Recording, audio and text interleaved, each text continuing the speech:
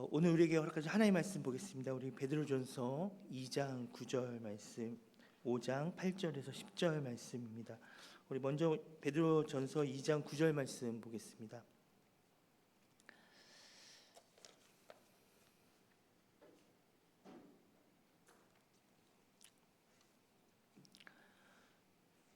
네, 우리 2장 9절 말씀 한 목소리로 함께 봉독하도록 하겠습니다. 그러나 너희는 택하신 족속이요 왕 같은 제사장들이요 거룩한 나라요 그의 소유가 된 백성이니 이는 너희를 어두운 데서 불러내어 그의 기이한 빛에 들어가게 하시니 아름다운 덕을 선포하게 하려 하심이라. 아멘. 베드로전서 5장 8절에서 10절 말씀입니다.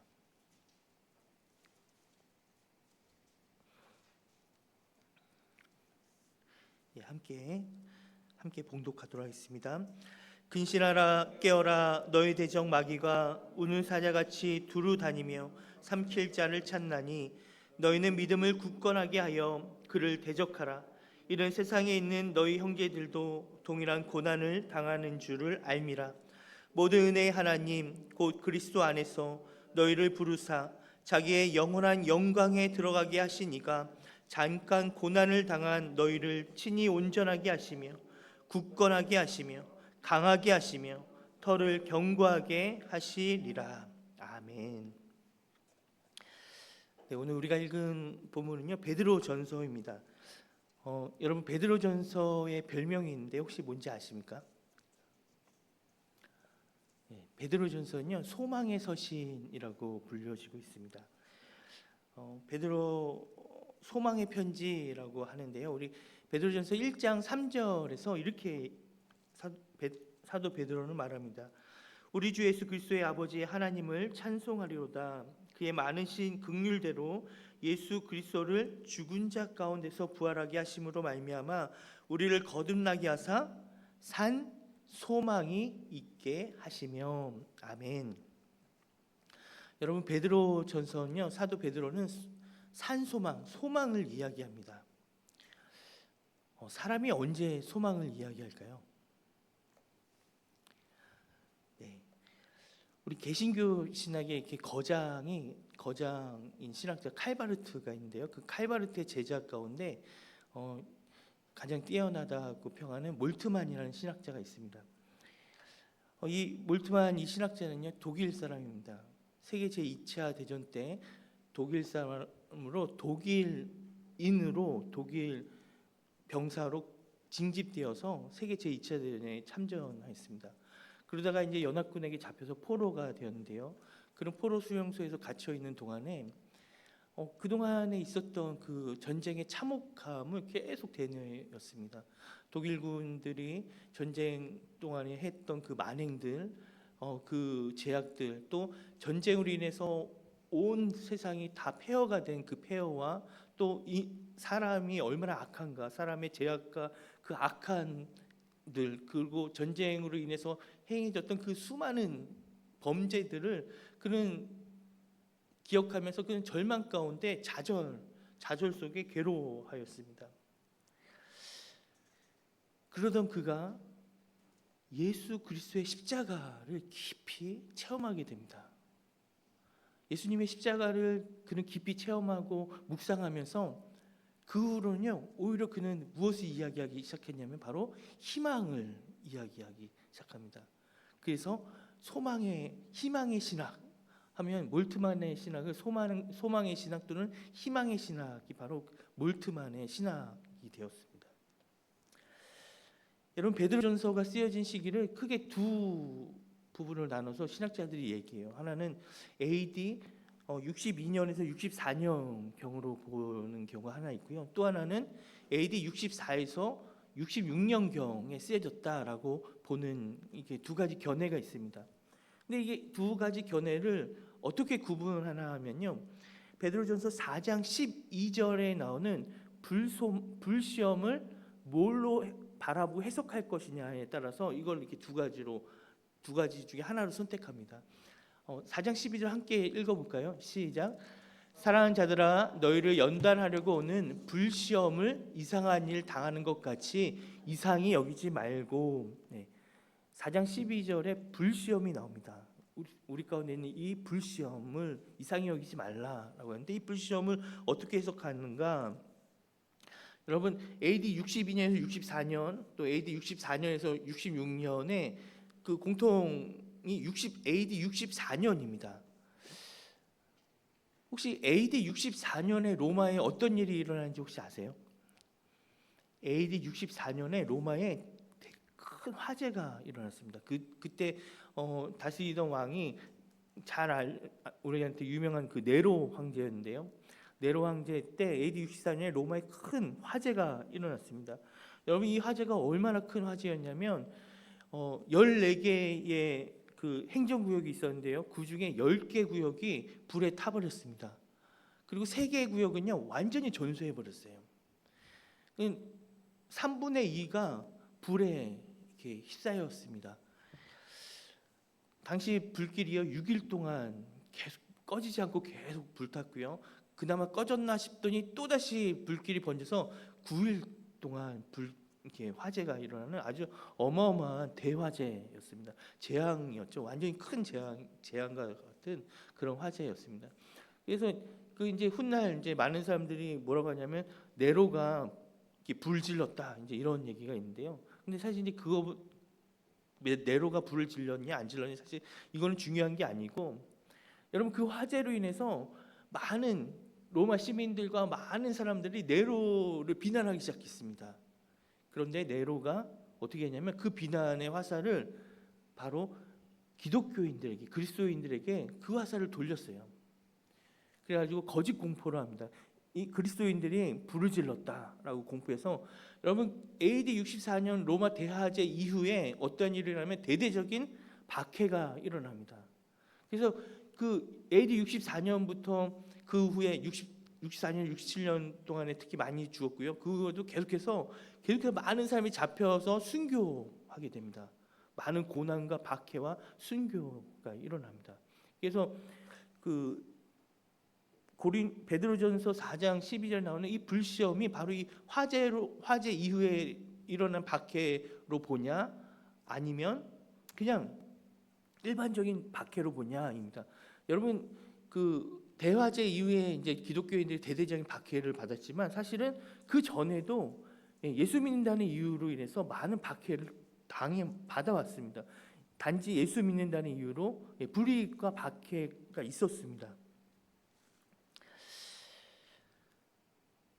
이 베드로전서의 이 고난, 환난, 고난, 이 고난이라는 단어가 한 몇 번이나 등장할까 제가 궁금해서 이렇게 고난이라는 단어만 이렇게 동그라미 치면서 한번 숫자를 세어봤거든요.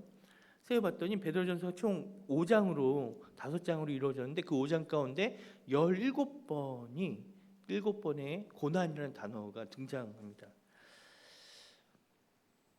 그런데요, 베드로전서의 내용은요, 결코 우울하거나 아니면 무겁거나 고난 때문에 이 고난 때문에 너무 힘들다, 너무 지친다 이런 분위기가 전혀 아니에요.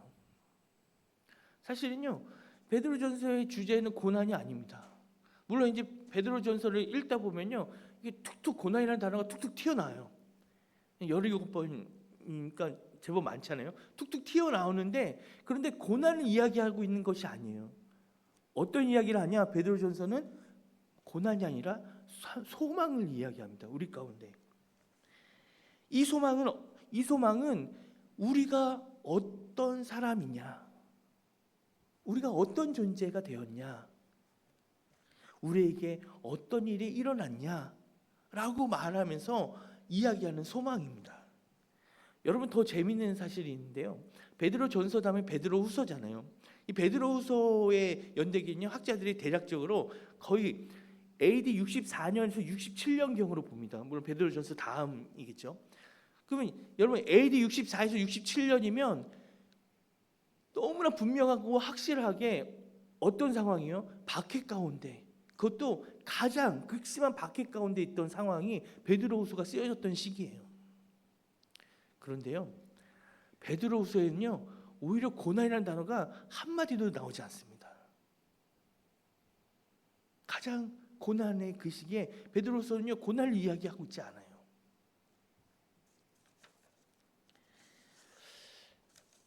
여러분 삶의 고난은 항상 있습니다. 여러분 우리 삶 가운데 어려움은 늘 존재합니다. 그런데 고난이라고 해서 여러분 다 같은 고난이 아니에요. 고난에도 여러분 차이가 있습니다. 우리 삶의 고난의 모습을 가장 잘 설명하고 있는 것은 제가 이제 고백하기로는 출애굽기 1장입니다. 출애굽기 1장은요. 지금 우리가 어떤 상태에 있는가, 우리의 삶이 어떤 모습인가를 너무 잘 보여주는 것이 출애굽기 1장이에요. 이스라엘 백성들은 애굽의 노예로 아침부터 저녁까지 힘들고 괴롭고 고된 노동 가운데 있습니다. 노동이 아니죠. 강제 노역이죠. 노예로서 그들은 정말 하루하루를 버티고 버텨야 되는 그런 위치에 있어요. 자기 자신을 위해서가 아닙니다. 식구들을 위해서가 아니에요. 성경을 읽어보면 그들은 바로를 위하여 국고성 비돔과 라암셋을 건축하였더라라고 얘기하고 있습니다. 노예로 끌려와서 그들의 삶의 대부분의 그 희생과 그 노력이 자기 자신을 위한 것도 아니에요. 여러분 그뿐만이 아닙니다. 그렇게 어려운 삶인데 그 삶 가운데 여러분 아기가 태어나면요, 남자 아기면 자기 손으로 그 아기를 죽여야 했어요. 마치 너희는 아무것도 아닌 존재야. 너희는 벌레만도 못한 그런 존재야라고 강요하는 것처럼 여러분 그렇게 해야만 했어요. 여러분 그 속에서 살아가고 있는 이들에게 왜 삽니까? 라고 물으면 그들이 뭐라고 대답하겠어요? 사는 게 무엇입니까? 라고 물은다면 여러분 그들은 뭐라고 대답하겠어요? 그냥 마지못해 사는 겁니다. 죽지 못해 사는 겁니다. 그냥 하루하루를 그냥 사는 거죠. 사는 게 뭐 다른 게 있나요? 그냥 생명줄 붙어 있으니까 사는 거죠. 아마 그렇게 대답할 것입니다. 근데 여러분 이 대답은요, 오늘날 많은 사람들의 대답이에요. 오늘날 많은 이들이 하는 고백입니다. 마지못해 삽니다. 죽지 못해 삽니다. 그냥 삽니다. 삶이 힘들고 숨이 턱턱 막히는 여러분 그런 시대를 청년들이 살아가고 있어요. 우리 집의 가장들이 그런 삶을 버티며 살아가고 있어요. 우리 어머님들이 그렇게 살아가고 있어요. 그러면서 사는 게 참 힘들다. 삶이 참 힘들다. 괴롭다. 이렇게 말하고 있습니다. 그런데요, 출애굽기 1장에서 이야기하는 것은요, 삶은 괴로운 거야. 이걸 말하고 있지 않아요. 이걸 말하는 게 아니에요. 그럼 뭘 말합니까? 바로 그 모습이 죄의 종으로 살아가면서 죄의 종으로 살게 하면서 마귀가 너에게 끊임없이 가스라이팅하는 그 자리야. 그게 바로 지금의 상황이야 라고 말해주는 것입니다. 너의 삶은 힘들어야 돼. 너는 행복할 수 없어. 너는 별 볼 일 없는 존재야 라고 마귀가, 죄가 우리를 가스라이팅하고 있다는 거예요. 끊임없이 속이며 구렁텅이로 밀어 넣으면서 너는 행복할 수 없는 존재야 라고 이야기한다는 겁니다. 그런데 하나님은 말씀하세요. 출애굽해라. 그곳이 너의 자리가 아니다.